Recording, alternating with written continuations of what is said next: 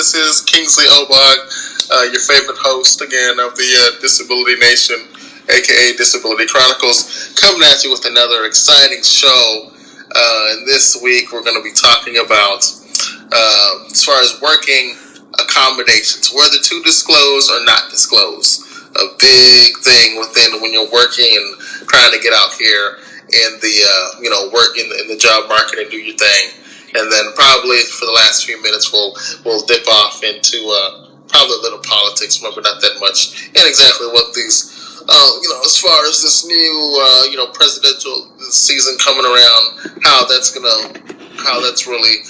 impacting us, making sure we get out to vote and everything, and we'll go from there. And I probably will have my one of my returning guests on here, my homeboy Christian, probably somewhere in the middle here. But for the first few minutes, I'm just going to sort of lay the scene here, and I know which a lot of my disabled people have dealt with, and just want to get your feedback on it. So I'm going to tell a little story, people.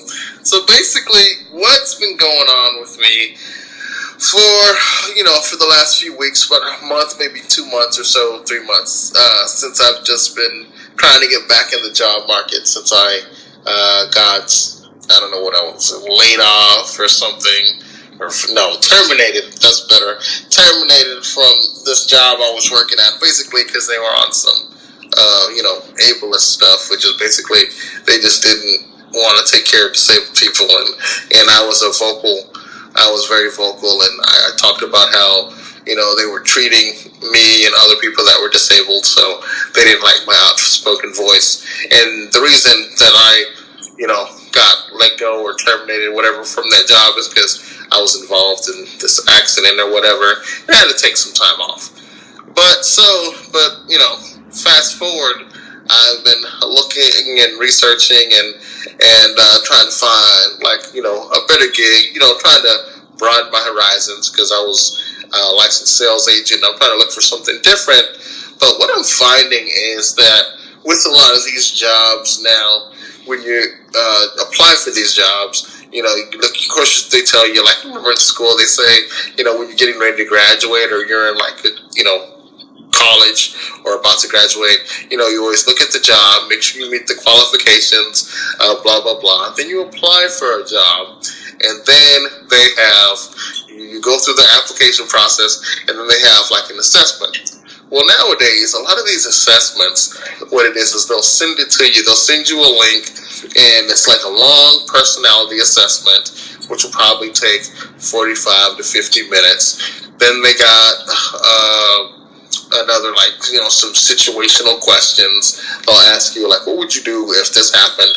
What would you do if Johnny over here was at the cash register and he was about to get off and he decided and he sees some money left, sees some money left in the cash register? Hold on 1 second, people. Hold on.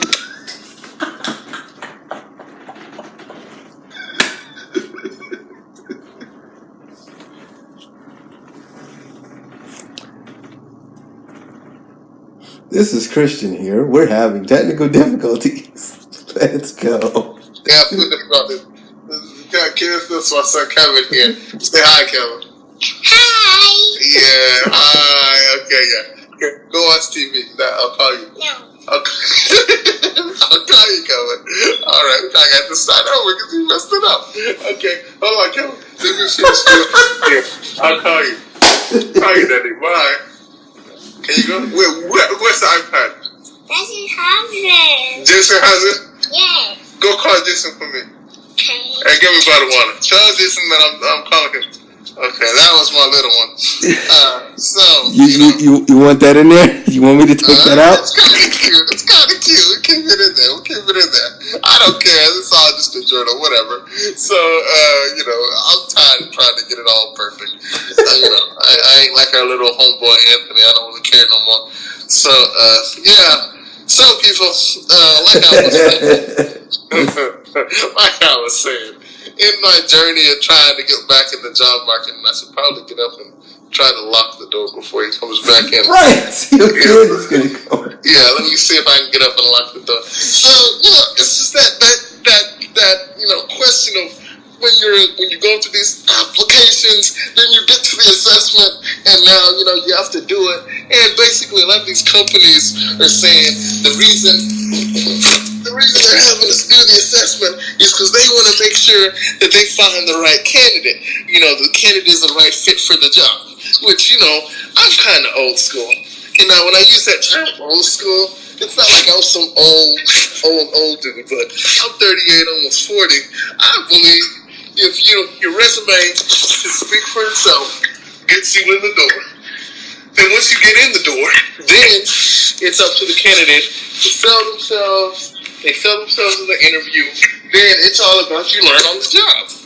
I get on the job. You train me, and then I do what I need to do. But see, with this new wave of how they do these assessments, you get the assessment, you click on the link. Like I said, you do the personality, you do the situation. Little Johnny over here, he sees some money in the cash register. Y'all are getting off. He takes the money, but it's just a little amount. And nobody notices the next day. What should you do? Should you report it? Should you not report it? Should you talk to Johnny? Blah blah blah. And they just want to see whether you're an upstanding dude.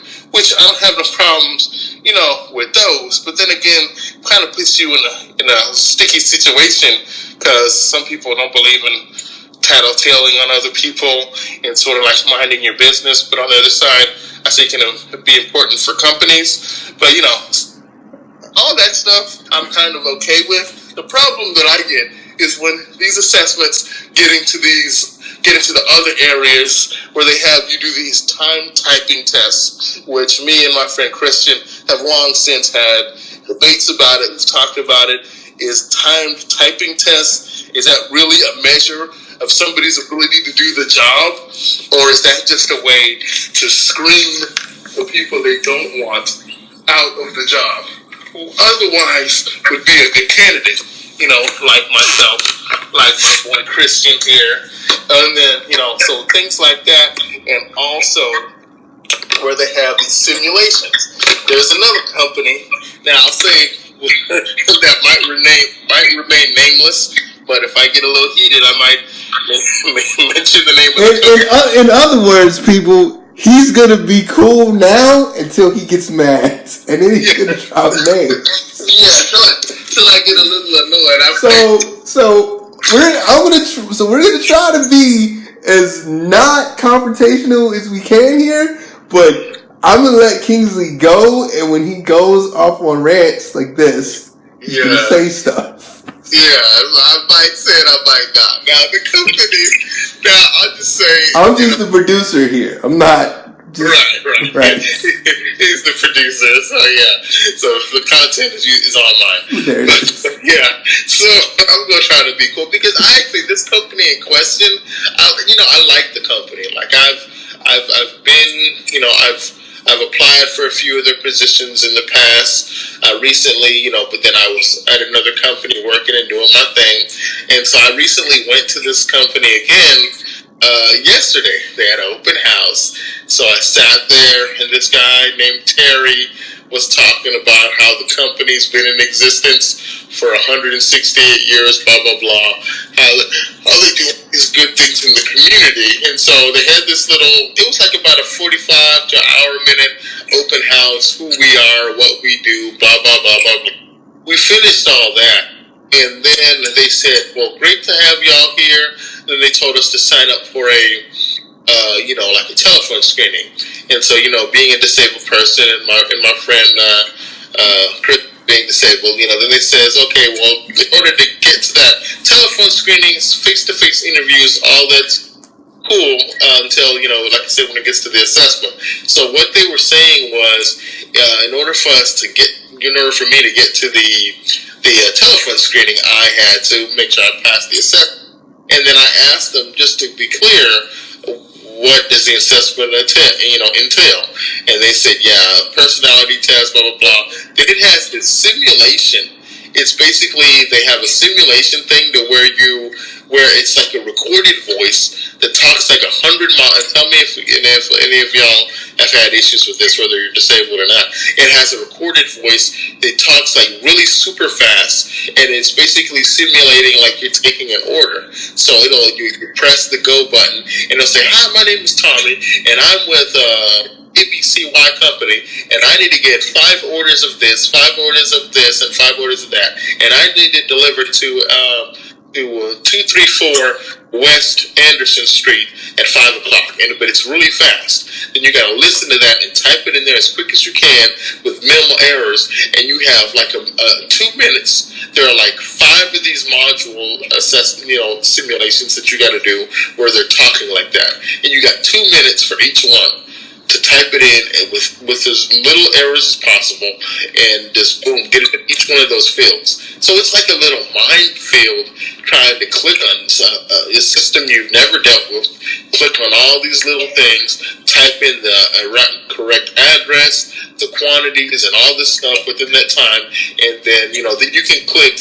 Then they have the thing where if you needed to repeat the voice, you can click and do that, but it takes time off. So I've done that before. That was nerve-wracking. I was sweating bullets. And I was like, man. And I thought to myself, I did all that. It took about 2 hours to do that assessment.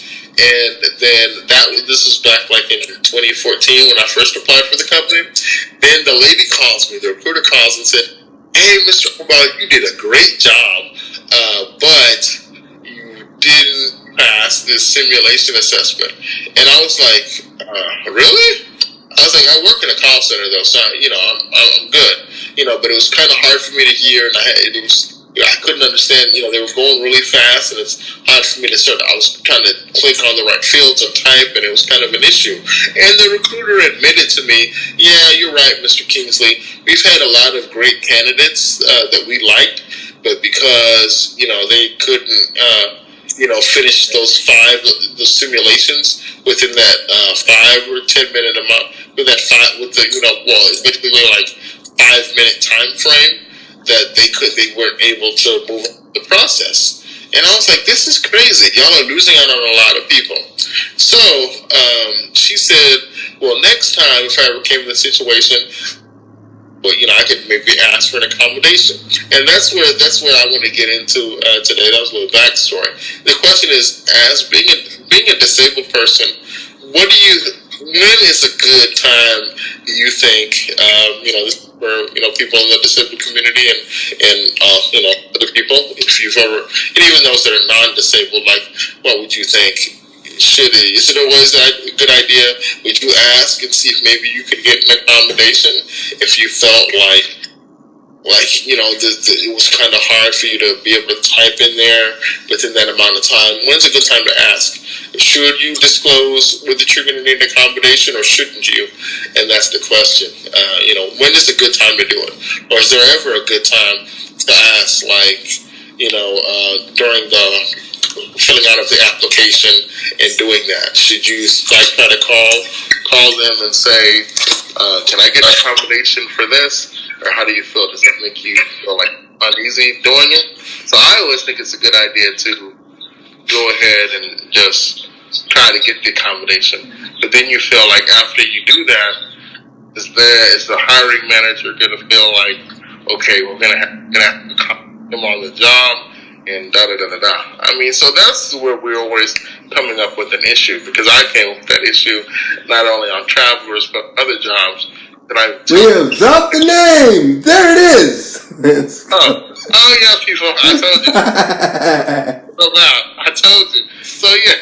So we'll just pretend like you didn't hear that. But yeah. So I didn't know, and so that's the question. Should I just go ahead and say it, or should I not? But then when you say it, and then you have to wait. Then there's another job that I applied for. I'm a good fit. Don't say the name, okay? I'm not to say the name on this one. But I meet all the qualifications, but I have to go to Grand Prairie to take their assessment. Now, the recruiters, they didn't mention it when they first called me. And I'm like, really? Come on. And then so I'm going to Grand Prairie, and then it says in her email, if you need accommodations, like, extended time or this or that, let us know. So I emailed, and I let the lady know, yeah, I'll probably need an accommodation. Very minor, just extended time. And I asked her, what does the assessment entail? She says a written/computer assessment. I says, okay. And I said, is it time? And she said, yeah. So I said, okay, can I get extra time? Because I got cerebral palsy and my friend Christian got cerebral palsy. So basically all cerebral palsy is, it just takes us a little bit longer to type. So I just said, okay, can I get extra time? And I'm not thinking it was going to be an issue. I was trying to keep my regular scheduled interview slot / assessment, which was scheduled for August 21st, which was the week before last week. And then I told her, and then she says, okay, well, based on your email saying you need an accommodation, we're going to postpone your interview. And I said, oh, man. And I'm like, okay. And then I felt kind of weird. And I called my buddy Christian, and I was like, man, did I just make a mistake here? Should I have said I need an accommodation? Did I just torpedo my interview or blah, blah, blah, or my chance? And it was funny because I asked two different people. I asked my friend Christian here, and I asked my other friend Jatarian, who is also disabled with cerebral palsy. And is a contributor to the show. And also is a contributor to the show from time to time, when I can get her on. And then she said, they both said, yeah, you should just showed up there. Because can I jump in now? Yeah, because alright, so here's the problem. Like, the problem has been, do you disclose during... Yeah. The problem is, do you disclose during the application process or during the interview process? My belief has always been, like, because I've been working, we've kind of fallen into this call center, like, thing, to where, like, I go to an interview and, it goes back to the reasonable accommodation thing. Like, I feel like the reasonable accommodation notice is just a way to cover their ass, basically. Yeah. So it's like, for you to be like, well, the assessment, like, you're worried about the assessment, and the assessment isn't that big of a deal, because unless there's a typing exam where and usually they'll tell you, hey, there's a typing exam and there's a words per minute requirement. Unless it's a words per minute requirement,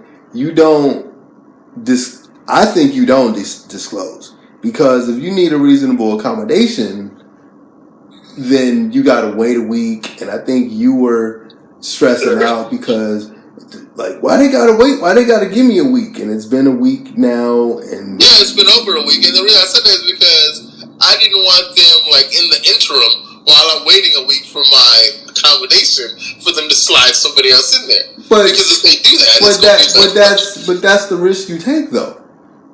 Yeah. But then the risk I also take by me not getting the accommodation is probably certain failure.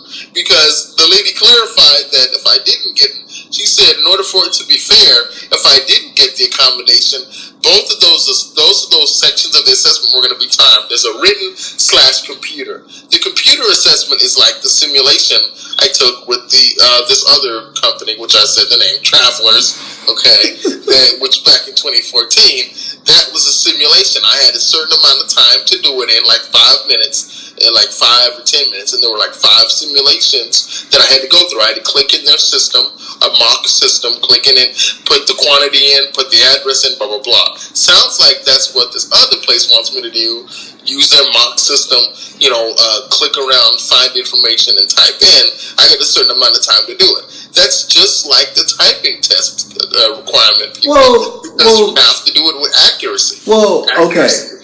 Of the two assessments, I would rather do the assessment than the typing test, because if you're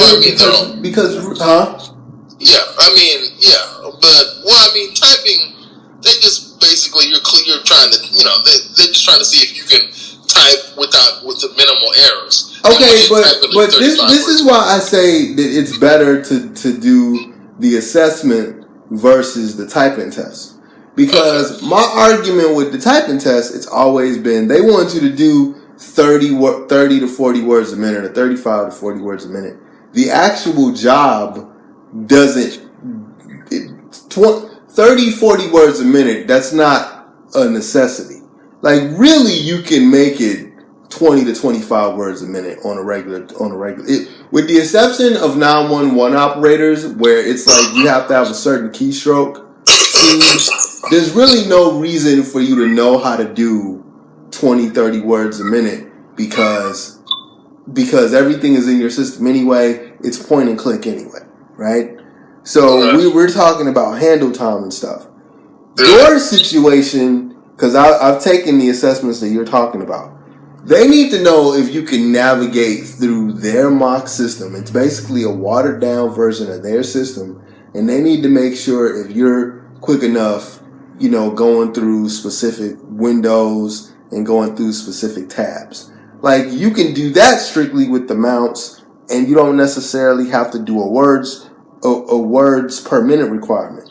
You fail. Yeah, it might be a little tricky, so that might be a little bit easy, a little bit faster. You fail because might enter stuff in the little fields. Yeah, you do. You do have to enter stuff, but there's no words requirement test. There's a specific time that they don't tell you, but really it's whether or not you pick the scenario wrong. Right. Like I remember. Before I started doing collections, my goal was to work for a specific telephone company in their call center. I had a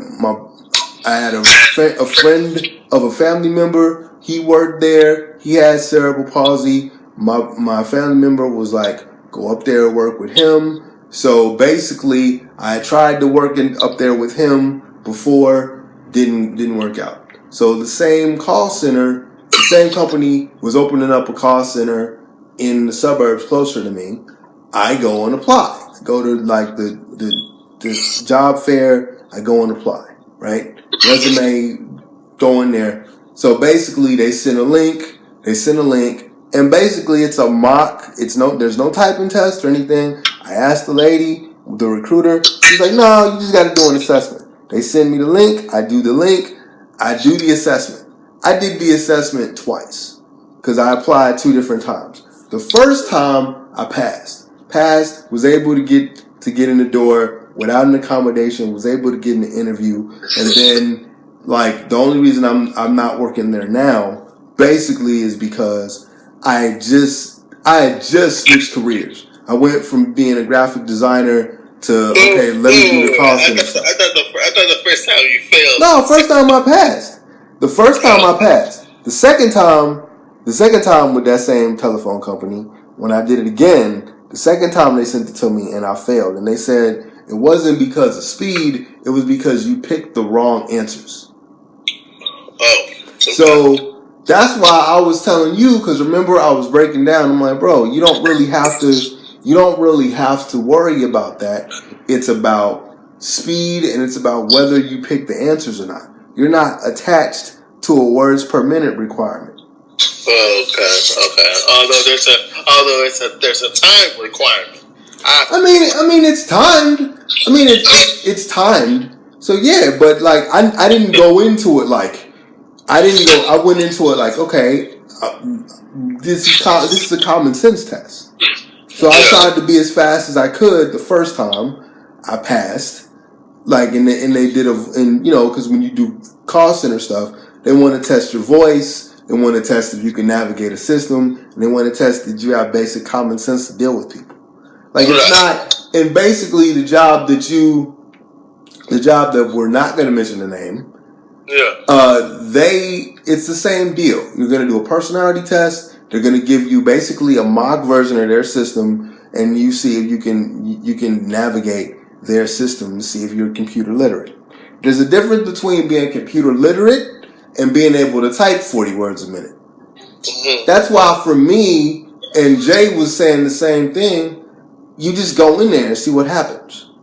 Go in there and shoot for the start. Like part of your problem here is that I don't think you take tests well. No, I think there's an anxiety there that you get all nervous about the assessment. I don't get nervous about the assessment. I just do. Yeah, I try not to get nervous, but it's just that you're going in there and it's like there's a possibility of you failing. Like, I need to know what I'm up against before I jump head first into doing some kind of any kind of assessment, because I need to know that I can, I'm prepared. I know what to expect. I know what's going to be coming at me, because if I don't know what's coming at me, that's where I get kind of nervous. I'm like, oh man, well, I don't know what to do here. What if this happens? What if this happens? Because that's what assessments are designed to do. They're designed to test your ability to handle a specific situation or how fast you can process something. But the people need to, like, because with other assessments where you get a link to do the assessment, they'll send you the link and then they'll have practice tests or practice questions to let you get your feet wet. You'll do the practice questions first before you click on the actual timed assessment. So you think they're not going to have practice assessments for this one? I don't know. I have no idea. They might, but then again, I don't know. They might not. So let me just say too that the very fact that this company in question said that we want the assessment to be fair, is awesome within itself. Yeah. Because a lot of companies don't do that. Don't go ahead and say, well, because I did a complete, about face. When I had asked for an accommodation email, I was worried about, like I said earlier, are they just going to stick somebody else in there? Let me not, shoot myself in the foot here. I had to, then, within 30 or 45 minutes later, it was the next day, sorry. The next day, I had thought about it, and I said, you know what, let me just go in there. After talking with my friend Christian and my other contributor, Jatari, and I said, let me just go in there. So I emailed her, and I told the recruiter, that's where Christian says, that they wanted it to be fair. I told the recruiter, I said, you know what, never mind. Maybe I told her that I have cerebral palsy. It's a very, mild version of it. I think I'll be fine. Don't worry about anything. And I even told the recruiter I didn't want to create any undue, hardship on their end. I'll just come in and take it and see what happens. But the lady went out of her way to say, no. We want to make sure that it's fair and that you can pass, and you'll be successful. And so she made a point to tell me, no, we're gonna make sure that everything's good for you. I'm gonna send it off to our other department that handles accommodations. We'll get back to you in a week.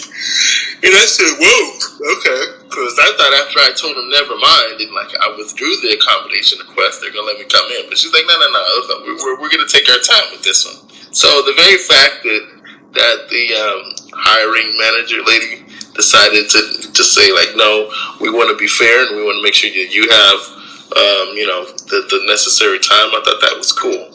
And so that I give them thumbs up for that, and for taking the time to make sure I get my accommodation. But then again, too, it's always in the back of your mind. Well, while they're doing that, they not also interviewing other people, and they're gonna be like, yeah, and that's kind of why me and Jay was like, you just go in there. Yeah. So now I'm like, maybe. You know what? Maybe because in theory, yeah, they're going to give you an opportunity, but you're allowing other people to apply for the position. Now that's not to say that's not to say before they got to my black behind that before she called me, not to say they haven't interviewed people already, and then I'm just another cog in the wheel. They could have already interviewed some suckers and then just get to me. Or they could, some jobs too is they got their pick. They know who they want to pick. The bright side of this could be is they probably want me for the position. This is the mere formality. I just got to go through the little things. So I could be good. That's on the bright side. But On the other side, they may have already interviewed other people, and then I'm just there.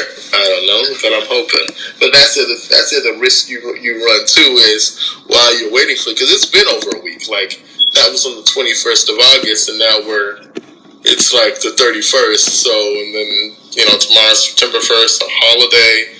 So I'm sorry, my bad. Tomorrow is September 1st, not a holiday. It's Sunday. Holiday's on Monday, which will be the second. I think it's second. Yep. So it'll be Labor Day. So then I'm gonna try to call the hiring manager lady on Tuesday, just to follow up. Now I'm hoping that they're gonna say, okay, yeah, we got your accommodation set coming on this date, and then I'll be good to go. But we'll see. But that's always the risk that you run is whether to disclose or not disclose. Now, but moving and adding on to that, and this is where I started thinking too, is maybe like what my friend Kristen and Jasharian were saying. Yeah, maybe I just go ahead and do it, and then I think the more optimal time to ask for the accommodation is when you get on the job, is when they already hired you, because then they can't wishy-washy around. They've already hired you, so then you should be home sailing, home free, right? Be able to get your accommodation and be good. That's where I will get into my other story about another job that I was working on, where I was in the job and asked for an accommodation several years later, mind you. This was I started working in this job 2013 all the way to 2018. Then in that time frame, left and came back. If this is the same company, we've spoken on this before. Yeah, but I'm just since our whether to disclose or not disclose accommodation, we're rehashing this again. Yeah, I figured I'd just throw it in there because then this is where it makes it kind of interesting though, because then you think when you get the job, basically what I'm saying is you're never really safe then, I guess, because you think you should say it before, during the interview process or hiring process, you need an accommodation, or should you wait till you get the job? Well, this is my job. I just wanted to rehash just for comparison, just in case there's a little refresher. So you never really know when you have a disability. If you talk about accommodation after you have the job, is that I've mentioned because real quick. Because of the cost, because of the new wonderful career of call center life that I've fallen into in the past couple of years, I've applied for specific companies where the interview went awesome. And then towards the end, I kind of mentioned, hey, I need this, which isn't even I don't type as fast either. So a lot of people just assume reasonable accommodation or adaptive technology is extra software. All I need is something that's already in most PCs anyway, and it's basically sticky notes. That's it, right? So when you mention accommodation, they go, "Oh, we'll think about it." Yeah, right. We'll talk to our IT department, and then you never hear from them again. Right. IT department. And you get an email. You get an email, and the email is we're not gonna. We're gonna go into another direction. You know what I mean? Wait, what? Yeah, you're like, what happened here? Although with the Americans with Disabilities Act, that's that piece of policy here that needs to be fixed. And I'm saying, as soon as I can get to a spot to where I have enough pull and enough lobbies behind me, they'll tell you about, I don't think I told this story on air before. Well, I have in my own, on my own YouTube channel, but not as a show, not as part of the podcast or whatever. But the story where I go on a job interview, it was a graphic design interview, right? Go on a job interview, right across from my old company that I got let go from. It'll be 5 years ago. Yeah, 5 years ago. This February. So, anyway, I go there She loved my stuff, loved my portfolio, loved my previous employer. No, like, you work there? Yeah, I work there, right across the street, right? Go there. We have wonderful interview. She loves my stuff. Then I ask her a question. Hey, where's the design department? Upstairs. Where's the elevator? We don't have an elevator. And then she looked at me and she was like, now I'm in my wheelchair, right? And she looked at me and she's like, oh no, but we'll figure it out. Like we'll set up a station for you right here, like in the conference room. And I'm like, I can go upstairs because I'm not, and I hate this term, I'm not wheelchair bound. I can climb stairs. Right? So I'm telling her, I'm like, man, I can climb stairs. We good. You know what I'm saying? Like, we good. I don't know. My accommodation is, I just need a workstation. That's it. And I can climb upstairs. You don't need to do an elevator. The building was built like in 1960 something. So it's grandfathered in. So I can't so there's no accommodation because before, when you grandfathered in something, all they really need is an accessible bathroom and they need, an accessible entrance, right? So I'm like, okay. And then as I'm leaving, I said to myself, you're not getting that job, right? You're not getting it, right? And I'm like, 2 days later, because it was a weekend, it was a Friday, Monday morning, I got an email from said company. And she goes,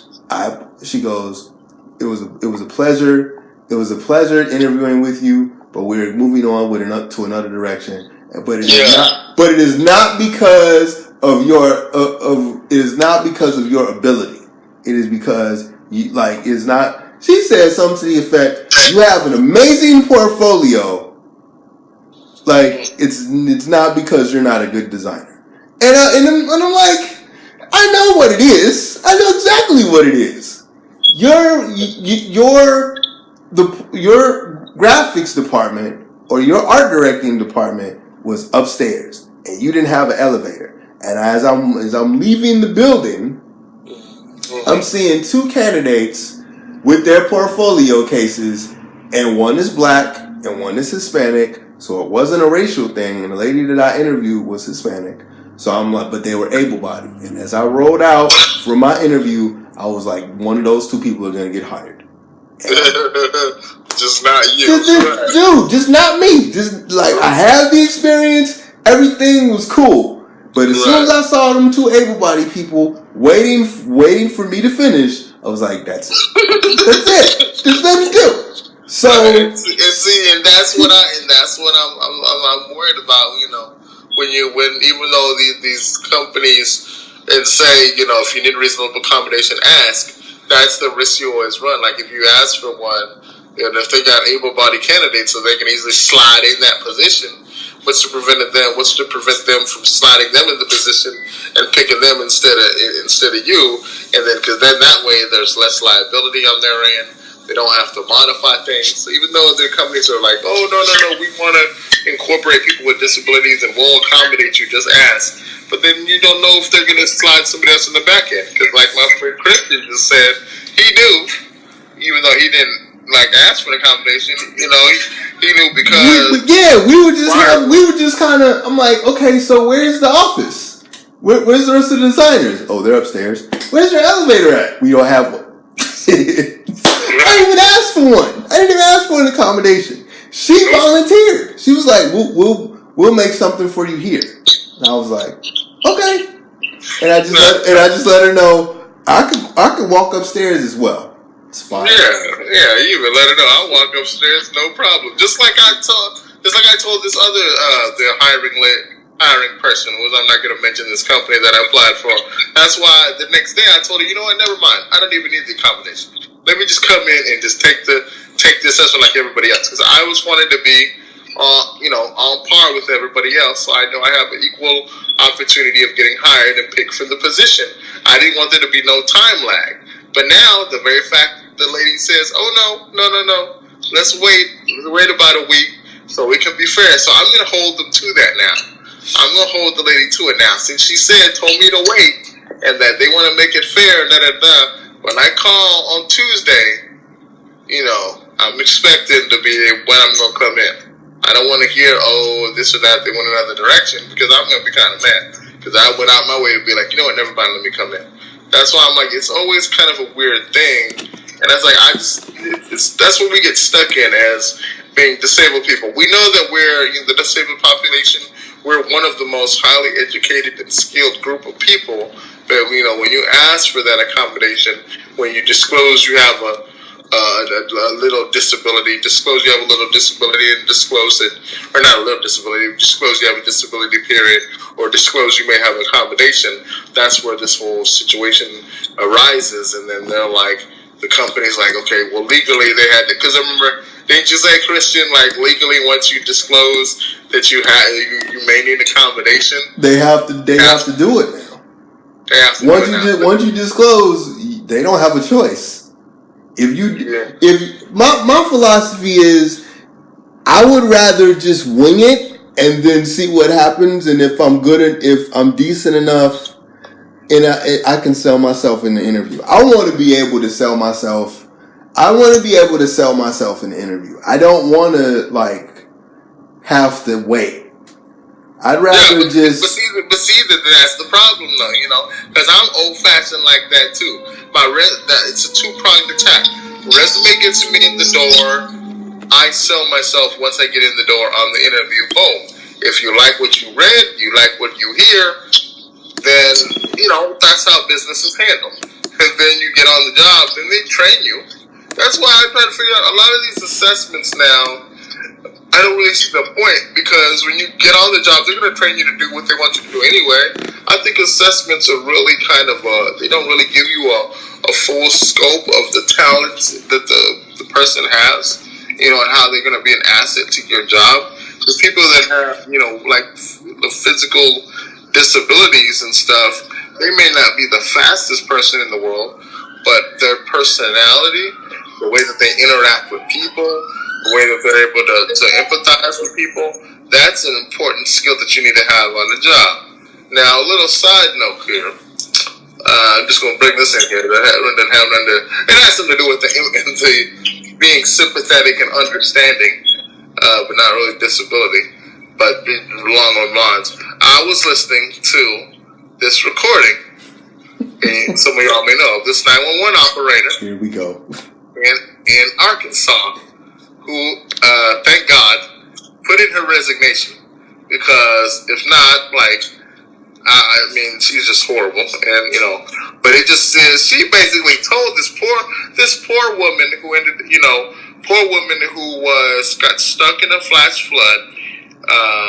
She was, I forgot her last name was Stevenson. Her first name was Deborah.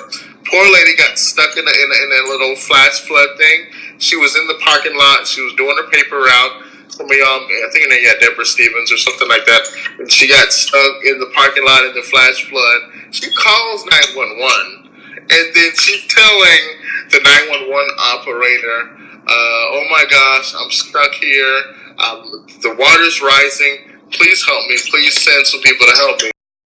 Off the road while doing my newspapers, and I'm flooded over here on the end of Kincaid, and it's all the way up to my windows, and I can't get out, and I'm scared to death, ma'am. Can you please help me really bad? I need you to calm down. I need you to tell me where you are.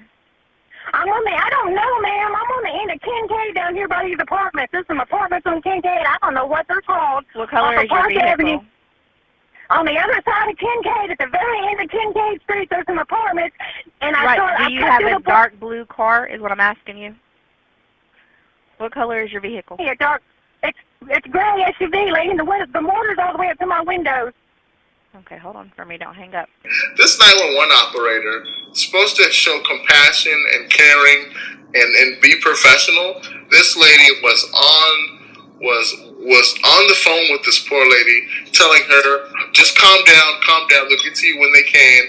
Ain't no reason you panicking and going on and on, because all you're doing is just losing oxygen up in there." I'm scared. I know you're scared. Just stay on the phone with me, okay? I'm scared. Somebody save me. Am I not on the phone with you trying to get you some help? Yes, but I need somebody to get me out before I die. I'm sorry. You're not going to die. I don't know why you're freaking out. It's okay. I know the water level is high. Scared. I understand that. But you freaking out doing nothing but losing your oxygen up in there. So just calm down. But are they not going to come get me? You said what? I'm sorry? When are they going to be here? As soon as they get there. By you panicking and just, keep going on. And this lady was like, oh, I know, but I'm scared. The water's rising, people. Like, I don't know if you ever got, like, I don't know if you got stuck in situations where the water can rise pretty quickly. So they were having the flash flood, like, I think this is a few days ago, and the water's rising really quickly. They's in an SUV, and the 911 operator is not showing, in my opinion, just being very cold and callous, and then you're not doing anything but losing your oxygen up in there, so calm down. They'll get to you when they can. And then the lady, but oh my God, the lady said she couldn't swim. She said, please help. I don't want to die. Then the lady says, well, what do you want me to do? There's nothing I can do. I'm just sitting here in the seat. So hold up. And then, long story short, the lady is screaming, and then the 911 operator, I think that lady's just horrible. This is where I said she didn't show enough compassion and caring. But I think, disabled, when you're disabled and you have a disability, you're able to, there's a lot of other qualities that we sort of learn. Because, we've had to go through some things. We can be compassionate, show compassion. And not all 911 operators, but this particular one, she was just horrible. She told that lady, well, it's your fault, You're the one that got yourself in that situation, and the lady's just doing a paper out. You got yourself in that situation, it's your fault, so next time you'll know, don't just drive in the water and get your stuff stuck like that. And then the lady's like, oh, but I didn't see the water.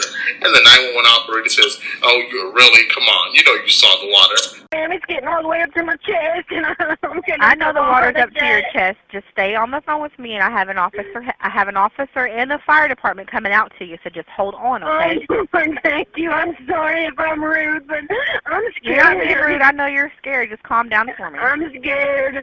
I've never had anything like this happen to me before. Well, this will teach you next time. Don't drive in the water. Couldn't see it, ma'am. I'm sorry, or I wouldn't have. I don't see how you didn't see it. You had to go right over it, so. No, ma'am. I was in a drive. I was in a parking lot. There was no water where I was at. Okay. And when I got to the end of the parking lot, I was looking for the road to get out into the main road. When I got to the main road, it was too late. There was water, and I couldn't see it fast enough. The water just didn't appear. And then, sadly, this poor lady, 47, ends up drowning in the water, because by the time the first responders got to her, it was 12 minutes after the 911 call, but it took them an hour to get to the lady. By the time they got there, the lady had already drowned. But just to recap, you see how in a position like being a 911 operator, you're supposed to be, professional and show enough courtesy and compassion as you can. But this lady just seemed like she was annoyed, where it was annoyed. And I was just saying that to say, where with disabled people, even if we might not be because with the 911 operator, you got to have a little speed. But you also have to have compassion. You have to care about the people you're dealing with. And that's what I'm saying. A lot of disabled people, we show compassion, and that's because we've gone through a lot. I'm not saying that 911 operators show compassion, but most of them do. But we have a lot of compassion, and we're able to show compassion and understanding. So even if we're not the fastest typers in the world, or this or that, we have other skills. Being able to relate to people, be compassionate under stressful circumstances, and being able to do what we need to do. In a sticky situation, and still show the people, courtesy and respect. Whereas that 911 operator, she had no excuse to be as rude as she was to that poor lady that drowned in Arkansas. And then the police chief is going to say, well, even if the lady resigned, put in her 2 weeks notice, but the interim police chief in Arkansas said, well, she wouldn't get he wouldn't have got fired anyway because there was nothing that they could do. Well, how about, training?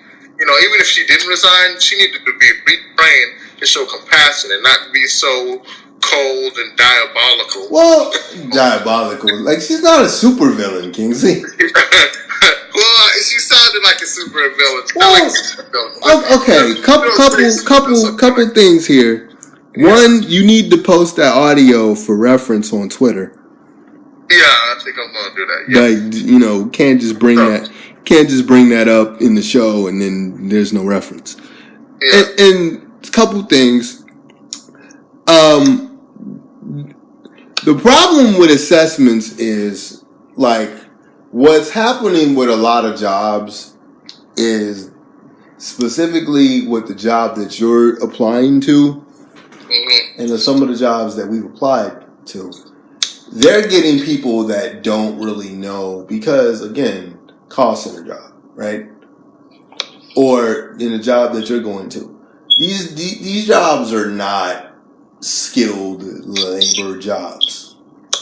So they used to get people to where, I think the job where we started working together was just, it was open house, can you read?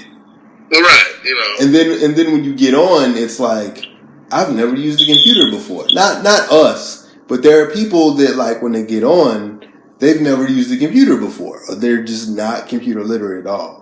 So I think computer literacy tests are fine, but because basically those assessments are computer literacy tests, which again are fine. But what gets us in trouble is just because we're a little slow on the intake, it doesn't necessarily mean we're not computer literate. So, like, as we've talked about on previous shows, even though I don't particularly think that the assessments themselves are ableist, a typing test is, and in some cases, especially if you have anxiety or because of, ability. Yeah. And the little simulation thing can be somewhat ableist too because it's timed. If it's not timed, you just give me enough time if you just give me time to navigate, then I'm good. Or give me enough time, I'm good. But if I have a finite amount of time, like 4 minutes or 5 minutes to get to that little, mock system, then that can be kind of ableist too because what you're measuring is speed and accuracy on the mock system. That's kind of ableist too because you just want to see how fast I am. But again, would the speed really have? Is it about being as fast person going through being as fast as you can going through the system with potentially making errors and missing stuff, or is it about being thorough and not just clicking through a bunch of screens real quick and getting people in and out the door as quickly as possible? Because then that's what leads to being cold and callous, like this 911 operator, which I'm going to post the video later. I'll post it shortly once I get my thing up, probably tomorrow. But yeah, just what I'm saying. That's why the reason I brought that up was because I think a lot of companies are missing out on good, qualified candidates that even if they're not the fastest person in the world, they still have other wealth of skills and things that you can't teach. You can't teach someone to really care about it. You can't teach empathy. And what you're talking about is empathy. You can't teach empathy. You can't teach, caring. You can't teach that. You gotta have it in you or not. And what that 911 operator lady showed us, she didn't have it in her. She'd been faking it. She'd been faking it, and now she had been faking it. Come on, man. She was I'm sorry, dude. She was faking it, dog. She's faking it. I'm sorry. I'm faking it. No, and the very fact that the police chief said, "Well, we can't press no, charge. She did nothing criminally wrong." I mean, it's just bad. I mean, again, I ain't blaming nobody, but I'm just saying, I wouldn't want nobody like that on the phone with me. Not when I'm scared like that. I would have just said, "Okay, can you hang up now and just put somebody else on the phone? Because I can't listen to you no more." That's what I would have said, So. Well, that would be wrong because like we talked about earlier before recording, that cell phone ping is used for location.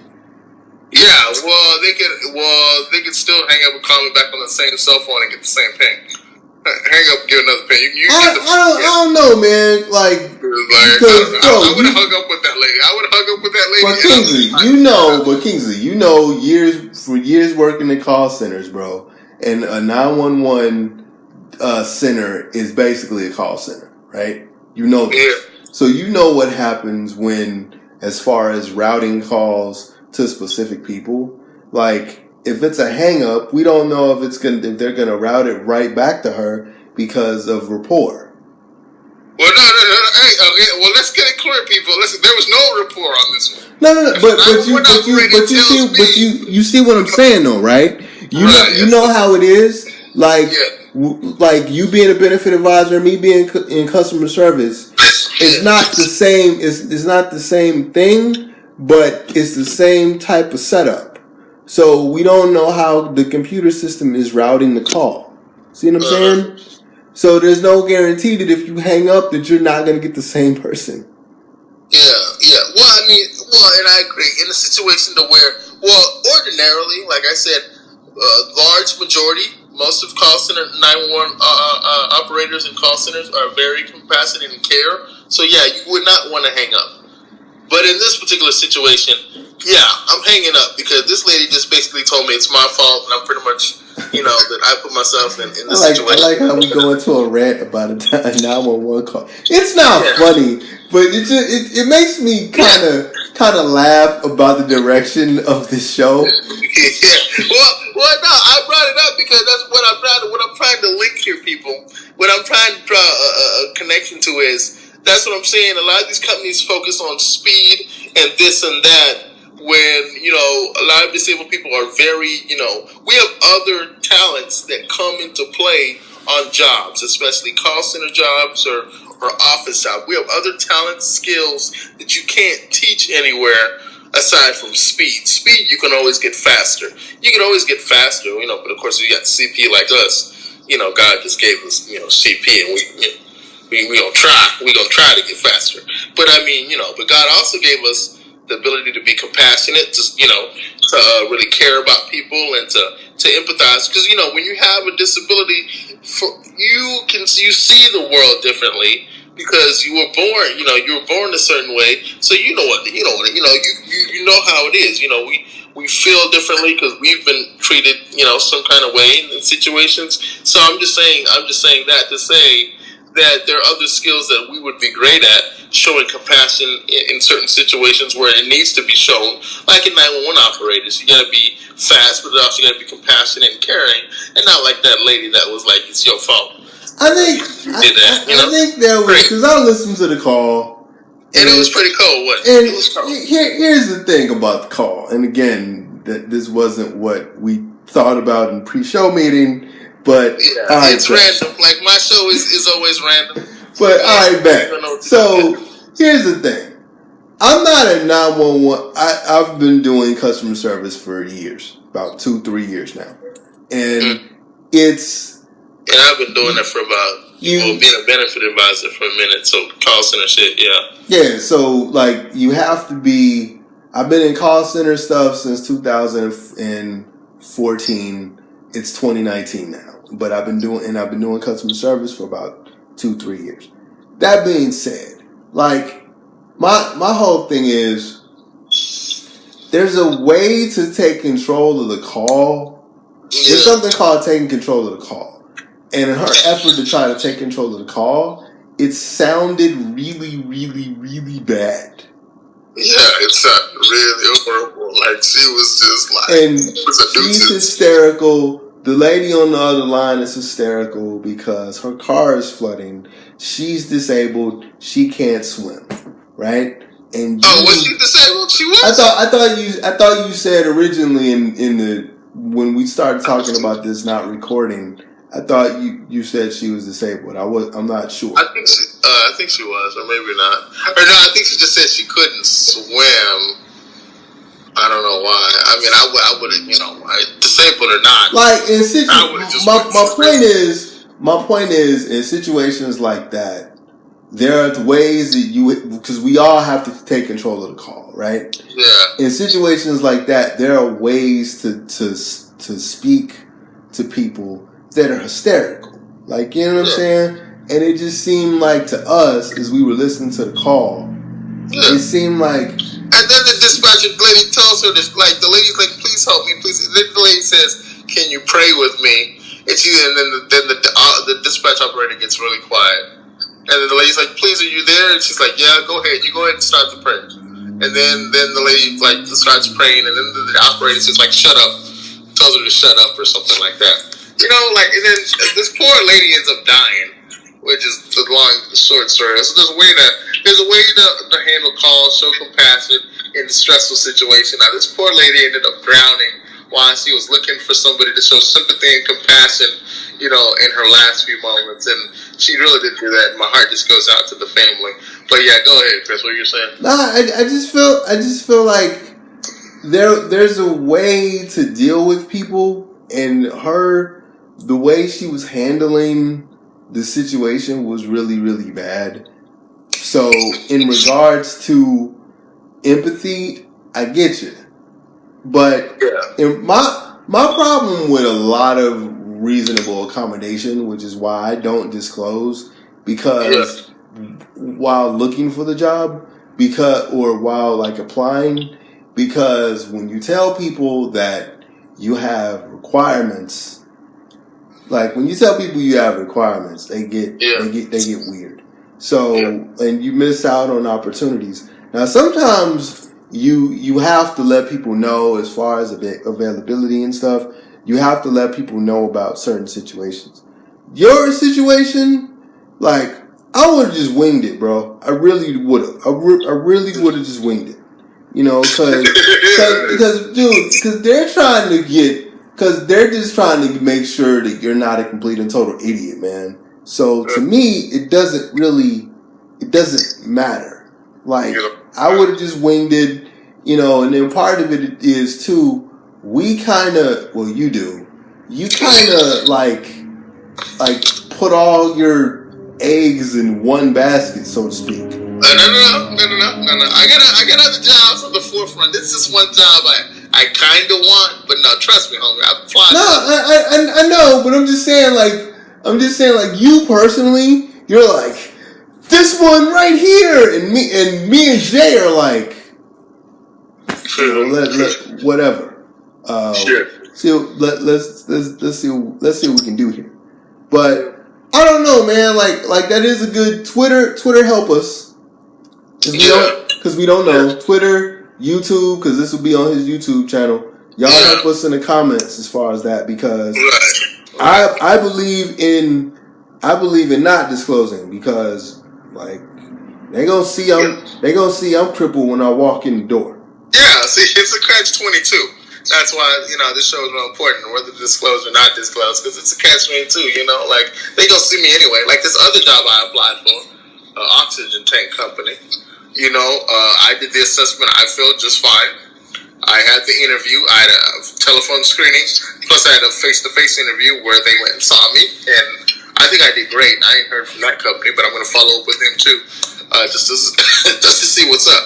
But, you know, because, I mean, they gonna see that, you know, I'm crippled once I walk through the door, but what's the better way to set myself up for success if I got to do an assessment? Now, like, if they would have sent me the link to do the assessment, then yeah, I would have just winged it and just like, you know, did it, you know, or I mean, if they would have, I think I feel better if the hiring person would have said, okay, there's an assessment you have to take, we'll send you the link. I think doing the assessments at home is at your home, at your leisure, is good for several reasons. First reason, you know, it's in the comfort of your own home, so you're more relaxed.